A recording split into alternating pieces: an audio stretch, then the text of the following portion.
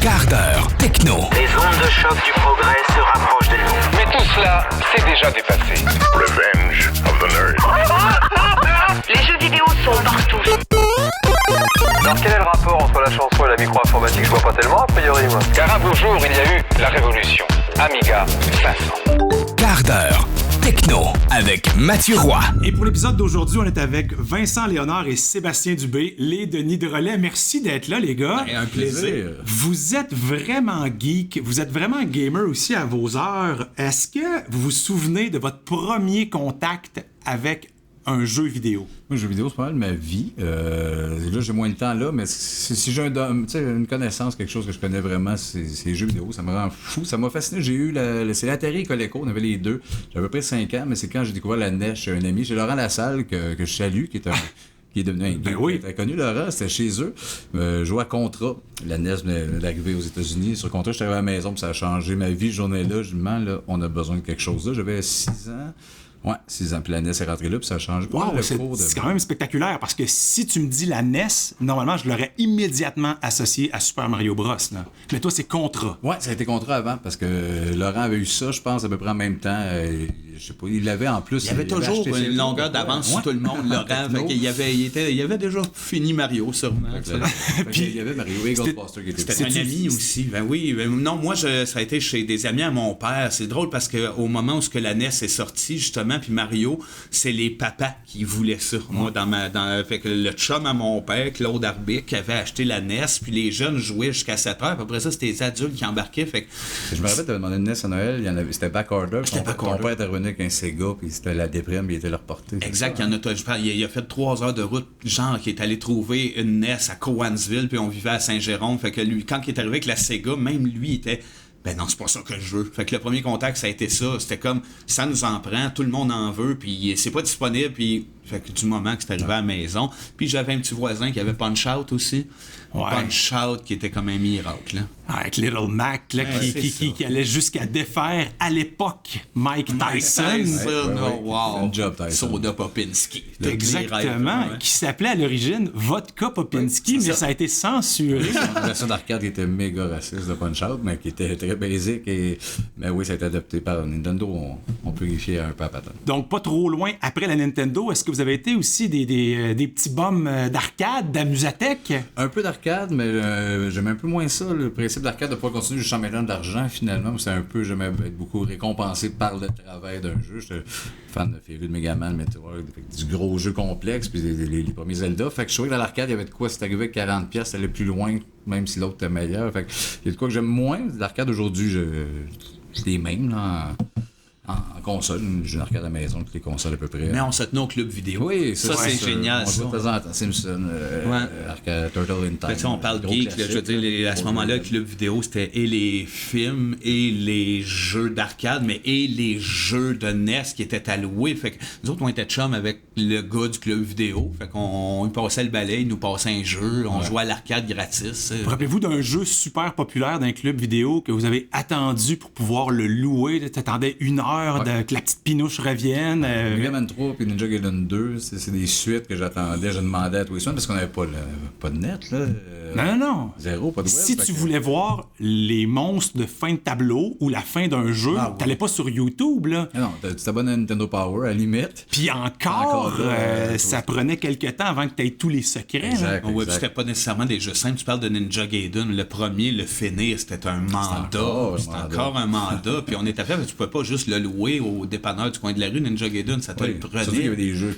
précis comme Castlevania 2, Simon Quest, que t'as des trucs qui sont à peu près introuvables si t'as pas, c'était pas un gars de pencher, de mettre de l'ail, revirer, de pencher avec la boule rouge, venir chercher.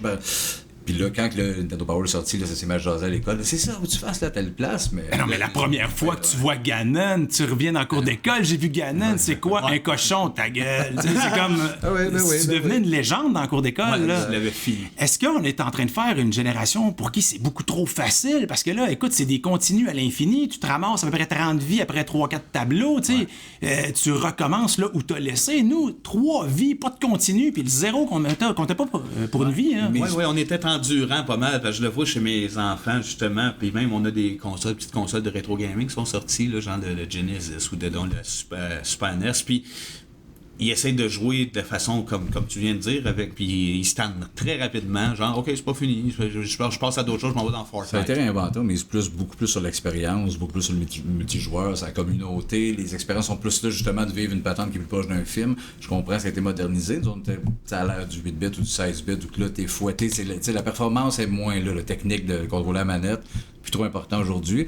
C'est une autre approche. Mais ça se retrouve dans des jeux. Regarde, je te lance la balle, mais c'est pas Céleste ou qu'il y a des... Exactement, des jeux. Les indie games, pour moi, en ce moment, c'est ce qui me encore ramène accessible, le plus aux jeux vidéo. Justement, c'est ça. Céleste qui demande une dextérité solide et magnifique. Fait que c'est ça, il y a encore une demande de Messenger faite par un Sabotage Studio au Québec, qui est un jeu écœurant, qui est un hommage à Ninja Gaiden, à tout ça. Oui. Fait qu'il y en a encore, ça existe, mais il faut les chercher. Ouais. Si t'as ce désir-là de challenge, de timing, de manette, de double saut, je pense qu'il y a encore... C'est dans un genre. C'est-tu rendu trop compliqué, les jeux vidéo? Parce que souvent, les adultes dans quarantaine vont avoir pris une pause du monde du jeu vidéo, puis une fois que les enfants sont rendus un peu plus grands, ils se disent « Hey, on pourrait bien me racheter une console, il arrive sur une PlayStation 4 ou une Xbox One X ou peu importe. » Là, ils s'installent avec un Call of Duty ou quelque chose comme « Barouette, il y a ben trop d'armes, ou d'un jeu, trop de magie, de pouvoir. » Je pense que oui. Ben, je pense...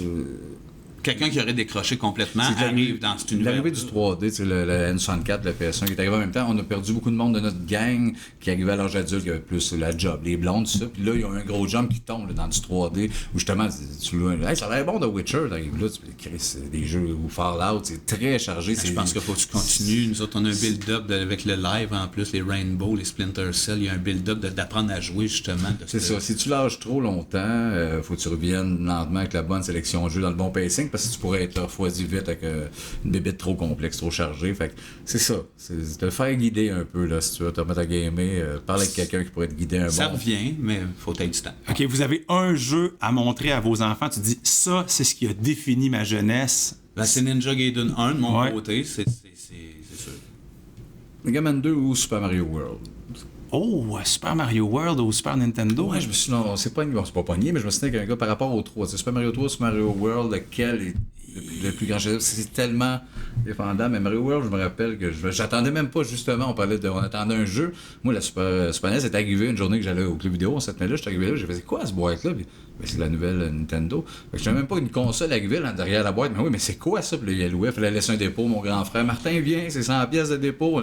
J'arrive à la maison, Mario World, c'était une claque d'un... Hey, Yoshi! Hey, Yoshi, mais c'est malade, le 3D, les World. profondeurs, Ça avait une coche, hein? Puis tous les passages secrets, parce qu'une fois que tu pensais l'avoir fini, il y avait des... tu pouvais passer en dessous si t'avais la cape. Rainbow Road, tout ça, puis oui. Non, c'est un jeu magnifique, mais il y en a tellement, tu sais, A Link to the Past, c'est un chef-d'œuvre absolu. J'ai montré à mes enfants qui embarquent un peu.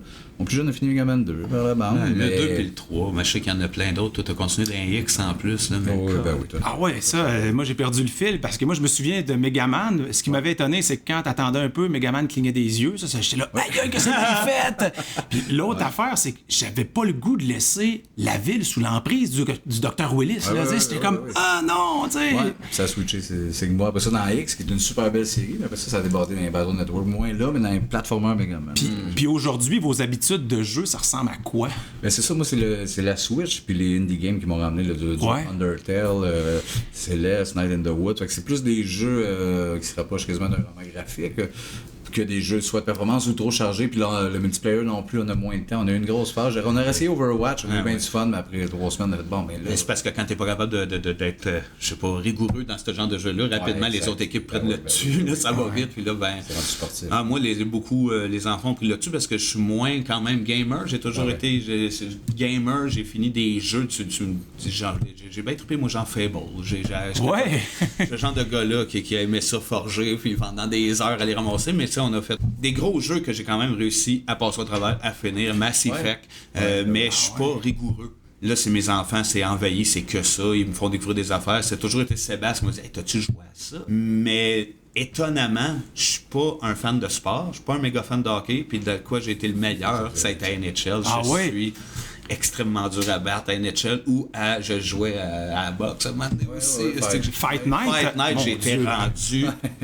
J'étais solide. Tu te demandes pourquoi tu es un fan de boxe, oui? C'était-tu un fan de hockey? Pas tant. Mais je connais mon hockey à cause d'NHL. Il y a probablement juste à Fight Night que je peux dire Je prends n'importe qui à Fight Night.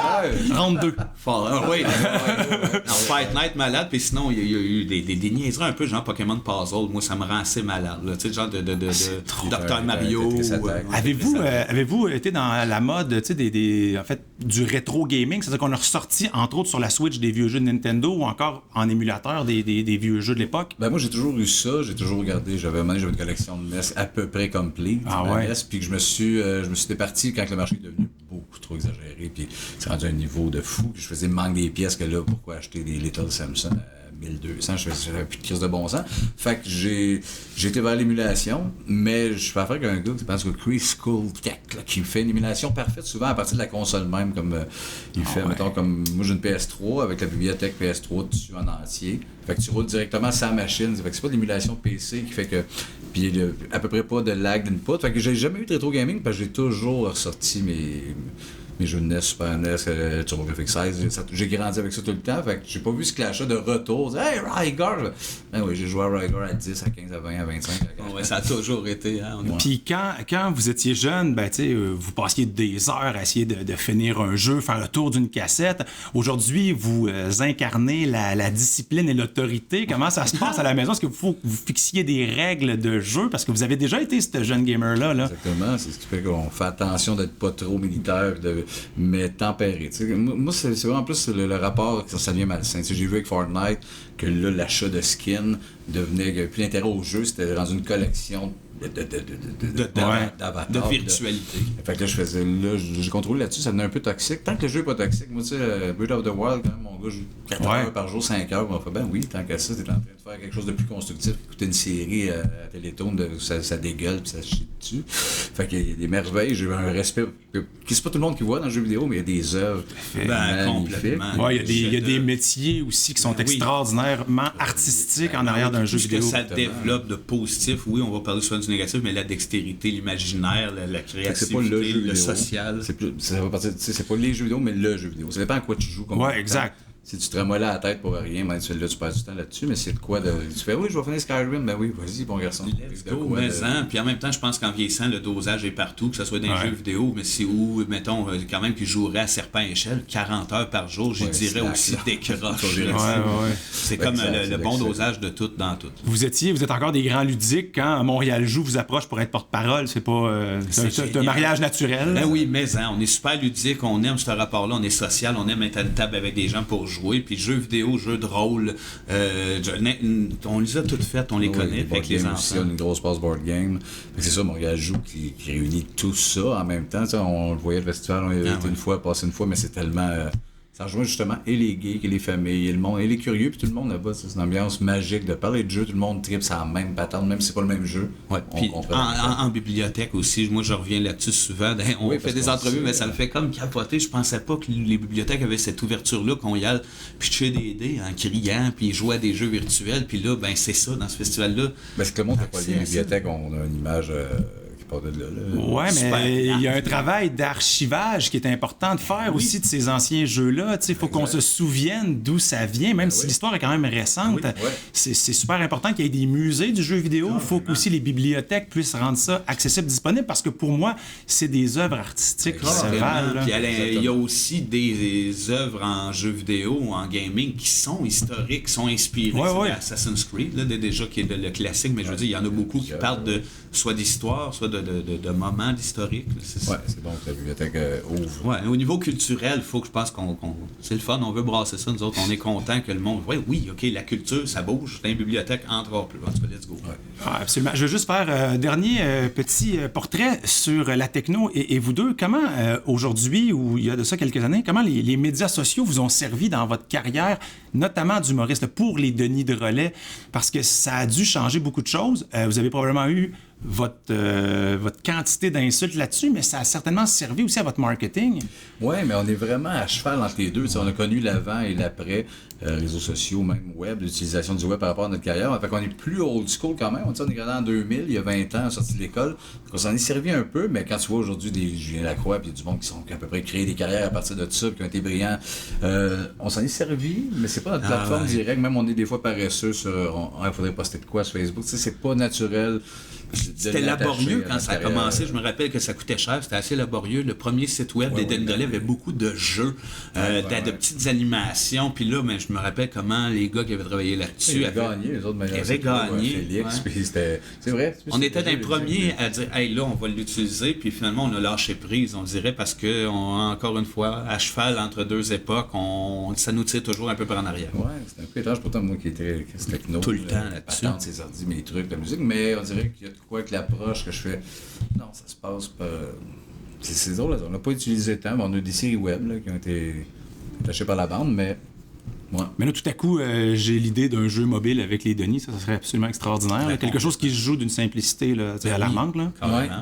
Ça va être pour quand? Ça va peut-être bien. Là, tout de suite, en sortant le site. Regarde, là, on va se faire un astéroïde. Ça va être mobile, mais on a un meeting bientôt pour jaser ça avec une gang, peut-être un jeu vidéo. Ah, ben ça de mousse. Il va falloir que je mette mon podcast à jour. Le pire, c'est qu'il y en a un petit extrait pour ma fête. Moi, mon ami Alex c'est un cadeau. Personne peut accéder à ça. C'est un cadeau, là, mais tu sais, je l'ai sur une clé USB. Il m'a fait vraiment un tableau à la manière de Mario Bros.